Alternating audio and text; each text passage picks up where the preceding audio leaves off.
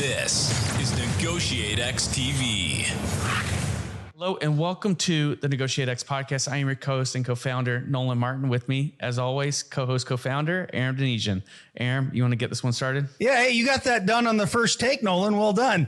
Our listeners don't know how many takes we have to do sometimes just to get the intro, but I'm not judging because I never have to do it. So I'm happy to let you take that. Well, I appreciate it.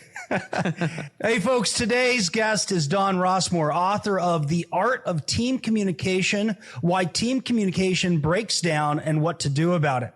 Don is a high school dropout who did not go to college.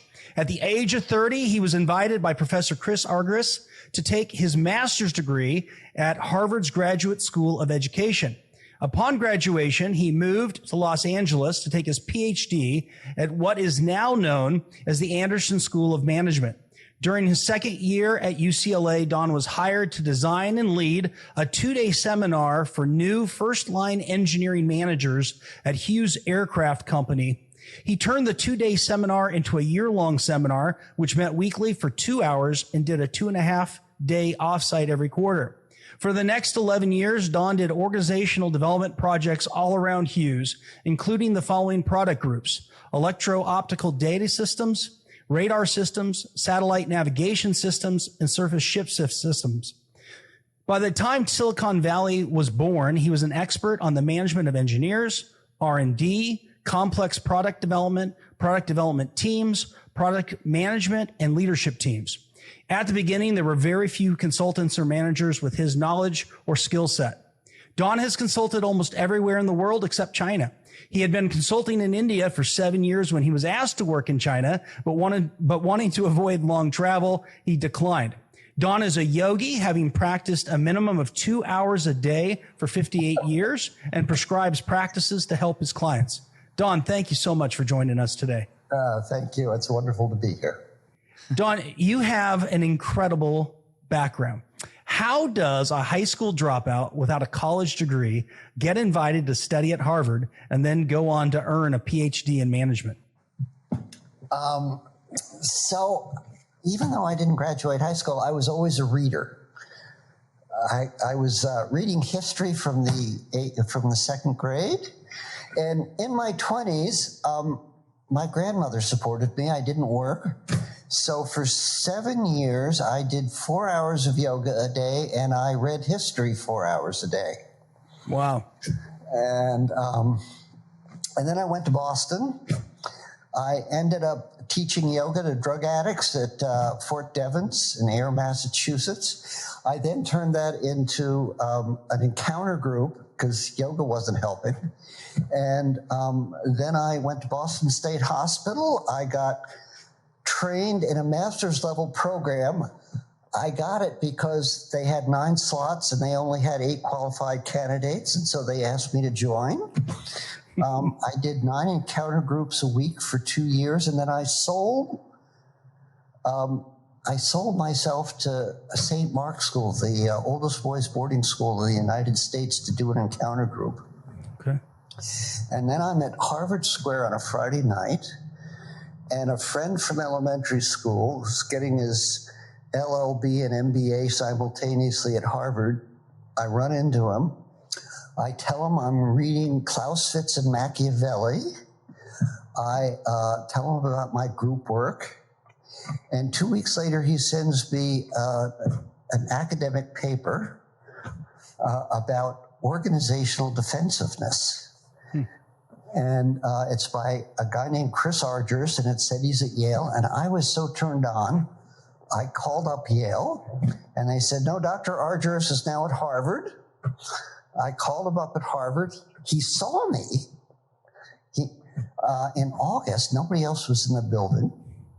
I sat down. I told him what I was reading. I told him what I was doing. I told him about my job at St. Mark's School, and he said, why don't you role play with me how you talked to the headmaster at St. Mark's School to get this job? So I did. I role played with him. And then he said, let me see if I understand you.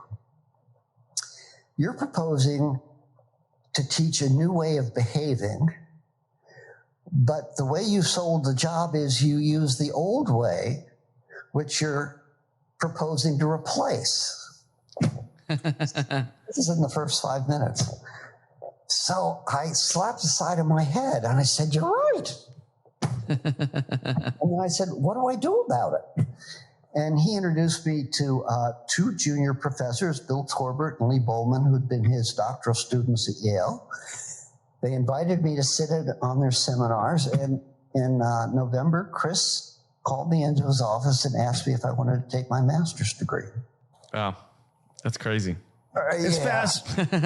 You know, he was a pretty remarkable individual. And we use some of his work around single loop versus double loop learning, some of his ladder of inference work. I was going to ask you about the impact of your grandmother, because that sounds pretty remarkable, to have supported you the way she did. I'd also like to ask you about the impact. I really want to ask you about the impact of Chris Argyris on your growth and thinking even today. Well, my grandmother, loved me unconditionally, which I hadn't experienced yet. And this, I was in my late teens. I couldn't do anything. So she really gave me a foundation. Chris, wow. He gave me a way of looking at organizations. He gave me, in my yoga, I had been a creep. In my late teens and early 20s, I had discovered that the people I wanted to be friends with wanted to have nothing to do with me. And then one of my only friends, my best friend at the time, was getting his MD at NYU, and he wanted to be a psychiatrist. He said he wanted to be a psychiatrist to understand why I was so crazy. This is your best friend? Yes. Okay. And he said it with compassion. I could feel his love in it. So one day I'm sitting around his apartment right across the street from NYU, and he comes home to his apartment. He has a yoga book. He insists we do the 9 postures in the book right there. We do them. I get up to leave. He gives me the book to take home. And I start practicing yoga daily. So back to Chris. Chris gives me, so yoga allowed me to discover the things I was doing that people didn't like. And it gave me ways of being aware of myself from the body out so I could stop doing them. But yoga and no spiritual texts I looked at gave me a set of right actions to replace my old creepy behavior. So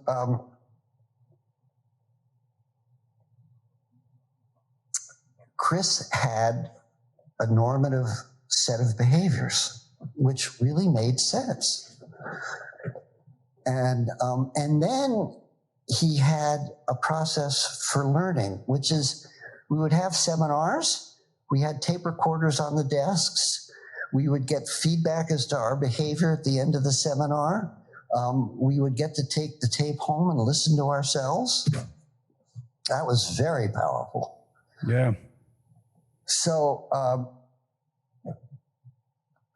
so what happened was, here I'd gotten into this program and I hadn't gone to high school. I couldn't imagine they're turning me down for the doctoral program. So I only applied to Harvard. And April 1st comes along and I get one of those little thin letters. And I said, oh. And so I go to Chris and he said, well, I fought for you as hard as I could, but I have to live with these people. And then he said, I can get you into Case Western and UCLA with a phone call. So I went to Case Western and they accepted me on the spot. I went to UCLA and they accepted me on the spot. And my wife and I had been going out for a year and we were back in Boston and she had her career already going. And she said, I'll never go to Cleveland. I might go to UCLA. So Don, can you share a bit about your time at Hughes Aircraft Company and how that work experience was formative and has influenced the rest of your professional career? You guys ask great questions. So I developed my consulting style there. I had to invent it as I went. And the first thing that happened is I did these year-long training programs, and about the second or third year, I got my first consulting job. Two guys who were in the program, they took me to their boss, and they hired me to do an intervention. And I sat down at my first meeting, and I realized I hadn't thought about what I was going to do to facilitate the meeting. And on the spot, I decided that what I would do is I would have people summarize before they talked. And then I figured out very quickly that if I didn't know what people were thinking but not talking about, I couldn't really help them. Because to go to a meeting without knowing what's really going on is riding blind. So then I started, before I would start a job, I would interview all the relevant people privately and confidentially, and I'd get to discover what issues they needed to manage better that they were systematically avoiding. And that I have diagnosed over 500 teams, and every team produced issues that needed to be managed better that were treated as taboo. It was, and then I discovered quickly what something Chris had said, which was what people do differs from what they intend to do and what they think they did. It's true. And they're unaware of the difference between their intentions and their actions. Yeah.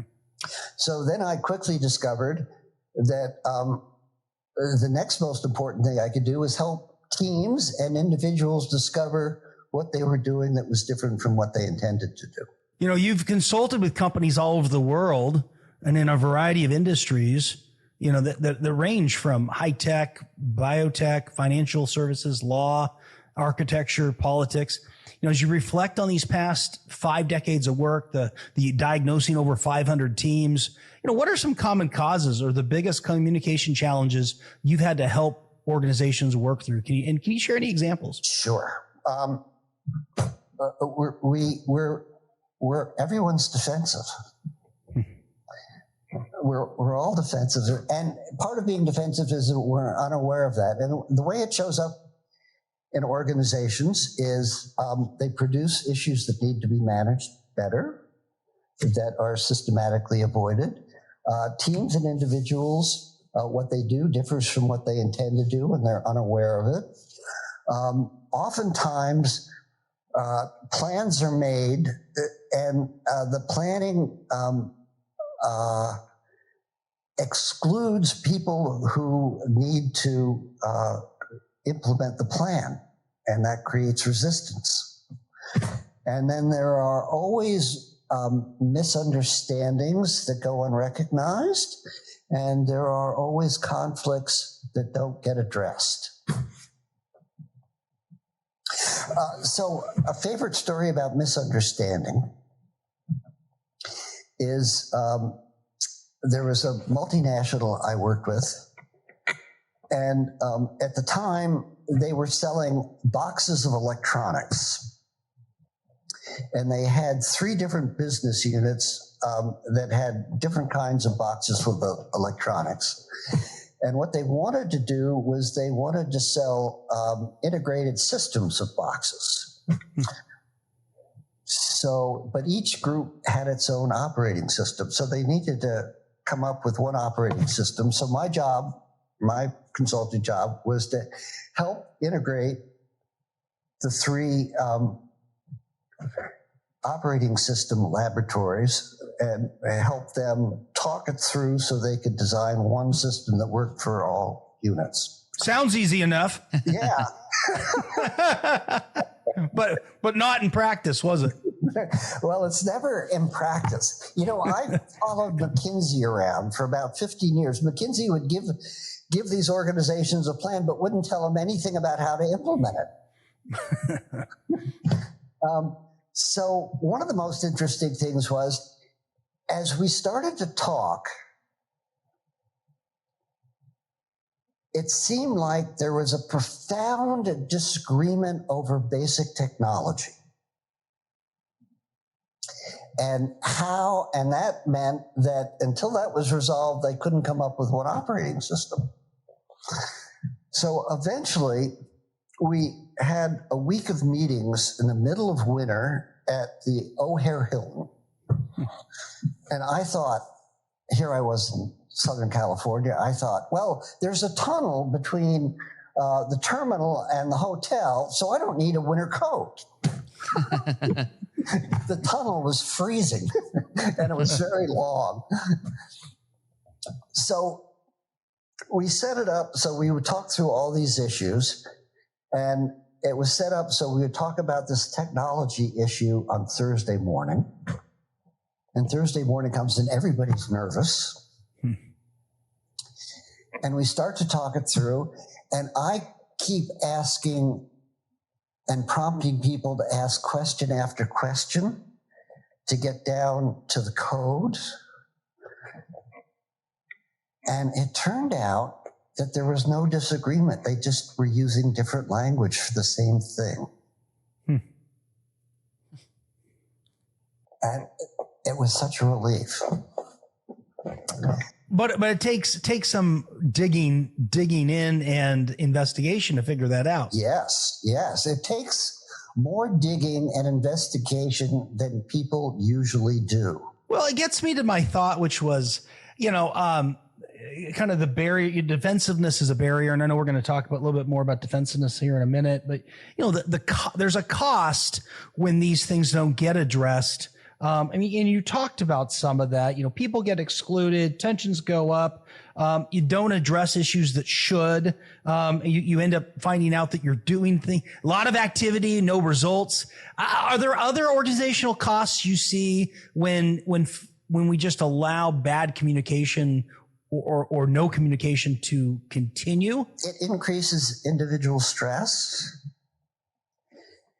It eventually undermines trust and morale and collaboration. It can get disheartening. I remember we did one of the major credit card companies, and things were really messed up. And we talked to 50 people all over the world, and everybody was heartsick. And everybody, or not everybody, but many people, for some reason, believed that our being there held out some hope. And so everybody spilled their guts. And just in that process, it elevated their emotional state.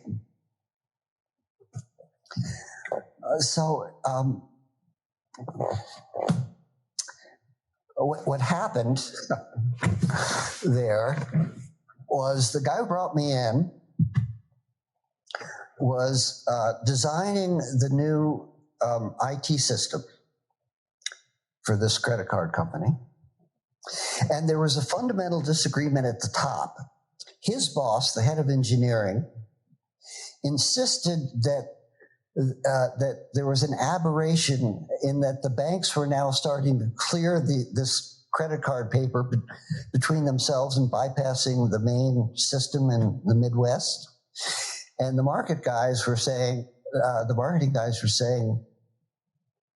this is the way the banks are going to go. They're going to use St. Louis less and less.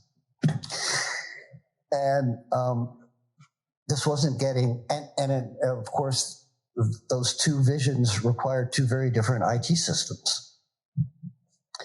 And so I told this guy to stop doing any work and call a meeting of all the senior guys and put this on the table. So we did that. And I was talking to this guy by phone. We had never seen each other until we met in the hotel just before the meeting. And after the meeting was over, a guy from McKinsey, there were lots of people in the room, a guy from McKinsey asked how I had supported this guy in his preparation. I told him it was all by phone.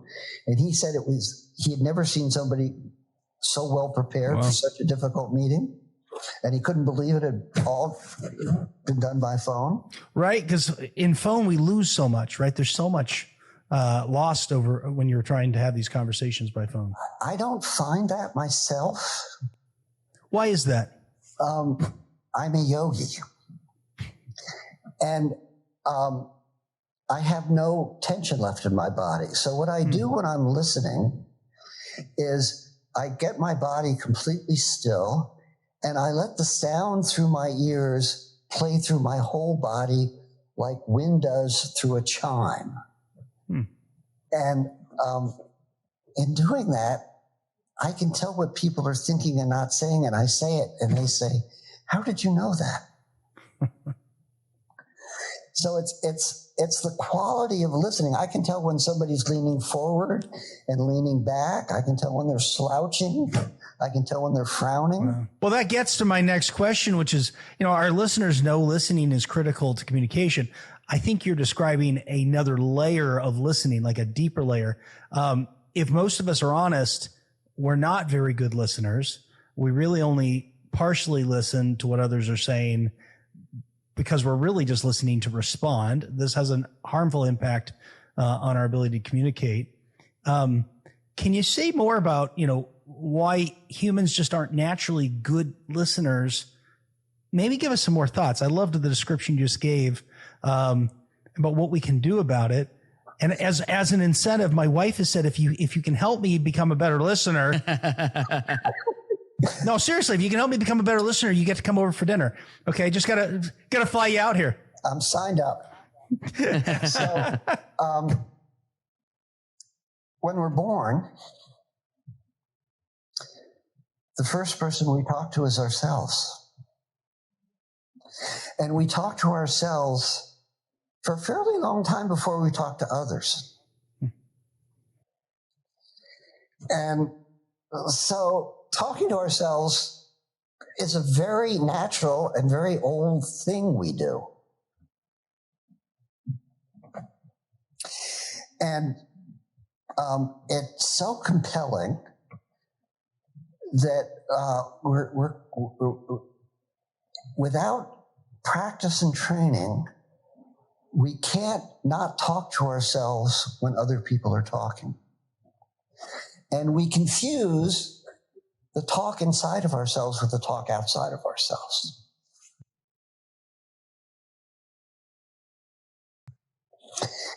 And this is where meditation, and this is where the practice of summarizing is really useful. Many people who have reasonable meditation practices say the first thing they discover is the voices inside themselves are not reality.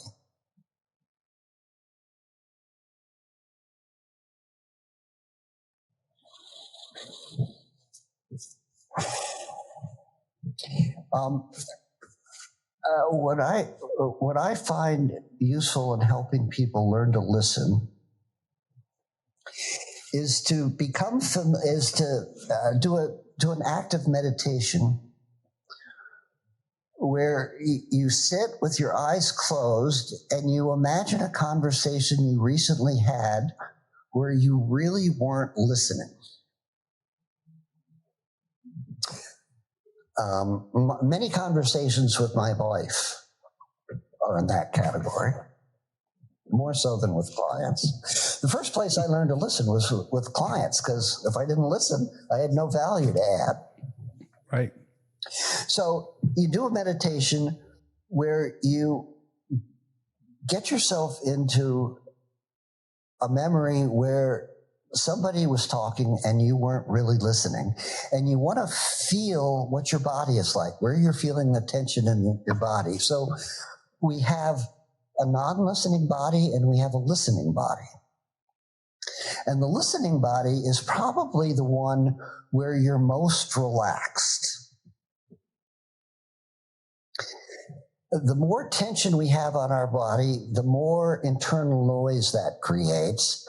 And so the bigger the barrier to hearing what's coming from the outside to the inside.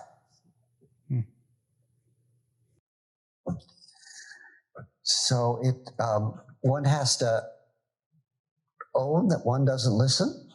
One has to identify the situations where they want to listen better.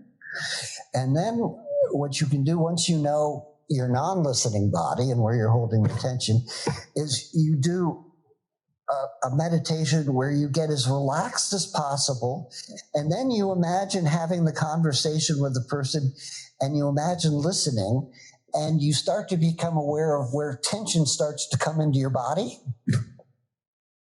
And then you practice relaxing that tension. You want to get to the point where as soon as the tension of the non-listening body comes on, you recognize it and you relax. But it takes practice.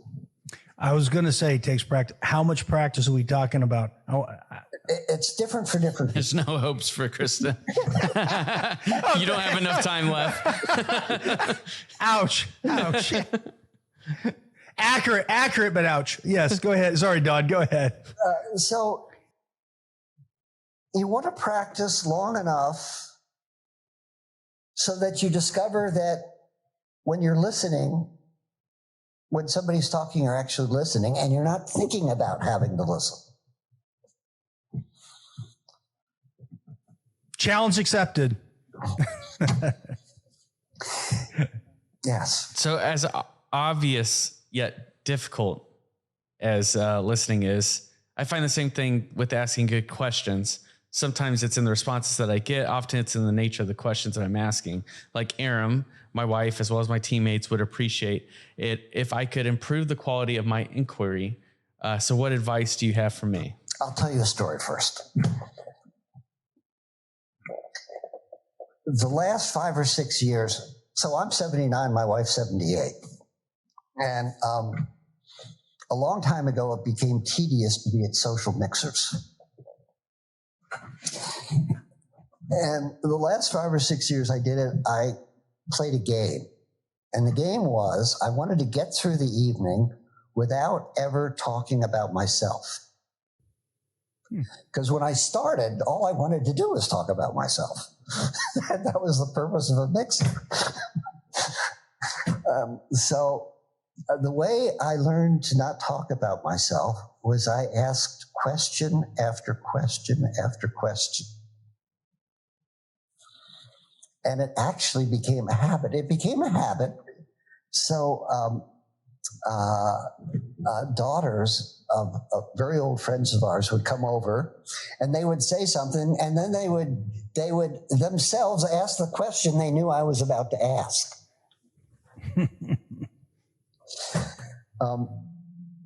So I was working with a senior sales executive, a really good guy. All the guys who worked for him loved him. When he started talking, he couldn't stop, but he was interruptible. And I was talking to him about learning how to stop talking. And then I told him about the game I played at social mixers. And he came back from, we talked on a Monday or Tuesday, and he said, I was at a birthday party this weekend, and I spent 2 hours talking to the wife of a friend of mine, and all I did was ask questions. I never said a thing about myself. And at the end of the party, she came up to me and said, I love talking to you. I never felt like I knew you so well. That's fascinating, right? Yes. Hey everyone, Nolan here. I have to jump in and end today's podcast for part A of the show. Be sure to rate, review, and subscribe to the Negotiate podcast if you haven't already. And also join us next week for part B of this awesome interview. Hey, thanks for checking out this video on NEGOTIATEx TV. If you found any value at all, please hit the subscribe button, hit the notification icon if you want to be notified of future videos. And then we also have a couple videos over here that you might be interested in checking out. If you in your small business, your team are looking to get negotiations or leadership training, then you can head over to NEGOTIATEx.com and learn more about the coaching services we offer. Thanks, and I'll see you over in the next video.